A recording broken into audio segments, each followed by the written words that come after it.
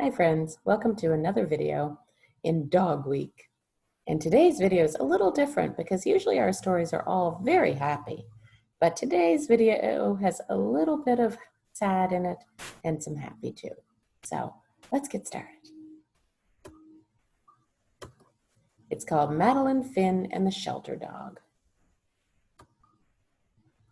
I ask Mom every single day, in the morning, in the evening, even when we're out. And finally, she says yes. What do you think she said yes to? I see a lot of pictures of dogs. Hello, Madeline Finn, Mrs. Dimple says when we arrive. Your mom says you're ready to pick out one of Bonnie's puppies. Yes, please, I say. But first I give Bonnie a big hug. Hi, Bonnie. I'm so excited I can't decide which puppy to choose. I love them all, I tell Mom. Why don't you see if someone picks you, Mrs. Dimple asks. So I close my eyes and think of the name I picked for my puppy. Star, I whisper, and the littlest one crawls right into my lap. Woof, he says real soft. It worked, I say. Is that how you chose Bonnie? Not quite, Mrs. Dimple says. There are lots of ways to find animals. Do you know what a shelter is? I look at Mom. A shelter is a place where animals wait for good homes, she says. Like a hotel? I ask. Sort of, Mrs. Dimple says, except the animals want homes where they can stay forever. They need forever homes. How many animals are there, I ask. Do they have snakes? It's not a zoo, Mrs. Dimple explains, but there are lots of dogs and cats. I volunteer at the shelter. Bonnie comes too. Why don't you join us sometime? Can we, Mom? I asked. We'd love to, Mom says. Before we go, Mrs. Dimple says, Madeline Finn, you have a new job now with lots of responsibilities. Then she tells me everything I need to do, like walking Star and feeding him and making sure he has a safe place to sleep. But the most important thing, she says, is love. I love you, Star, I say when I feed him. I love you, Star, I say when I read to him. I love you, Star, I say when I tuck him in. It's okay, Star, I say when he has an accident on the floor. I love you. On Saturday, Mrs. Dimple invites us to the shelter. Thank you for the donations, a lady tells Mrs. Dimple. Then she smiles at me. My name is Miss Ivy. Would you like to meet some of our animals? Yes, please, I say. Hi, I say to the first dog I see, but he doesn't even wag his tail. The sign on his cage says his name is Mr. Chips. We meet lots of dogs and cats and even some bunnies and birds. They all need homes, I ask. Miss Ivy nods. She seems a little sad. I think Mr. Chips is sad, too.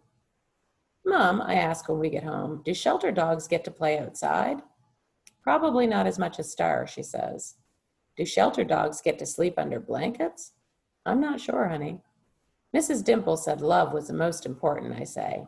That's right, dear. Mom, does anyone tell the shelter dogs they love them? Mom is quiet. Then she gives me a big hug. Maybe you can show them. The next day, I rummaged through our linen closet. The sign at the shelter said they need towels, I say. Can we bring some? I bet they would like that, Mom says. Miss Ivy is happy to see us. Thank you, Madeline Finn, she says. These will make soft beds for the animals.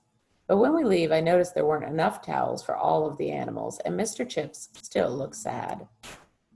Before bed, I practice reading to Star. Then I whisper in his ear, I love you, Star. Woof, he says real soft.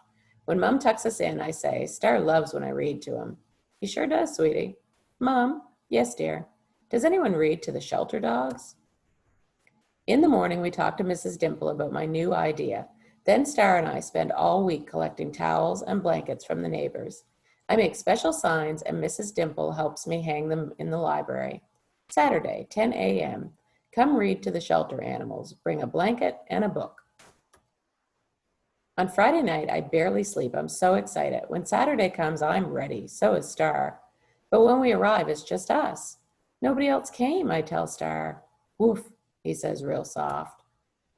I'm glad you're here, Miss Ivy says when I hand her the blankets and towels. Why don't you get started? I sit by the first dog. We're both a little nervous, but when I start reading, she wags her tail. The next dog perks up his ears when I read to him. Even the cats around the corner are listening. But after my fifth story, I'm still the only one here. I don't have enough books, I tell Miss Ivy, or enough blankets. I know, Madeline Finn, she says. I know. Then I hear footsteps. Bonnie comes first. Behind her are lots of kids with lots of books and lots of blankets. Sorry we're late, I hear her parents say. There was a crowd at the library checking out books. Miss Ivy shows everyone how to sit with the dogs and read to them. Pretty soon, the shelter looks like a library. Did everyone get a story, I asked Mom. I think so, sweetie. And a blanket? Almost, Mrs. Dimple says. Take a look. I peek around the corner. Mr. Chips didn't get a blanket, but he was going home in one. Mr. Chips has found a new family today, Mrs. Dimple says.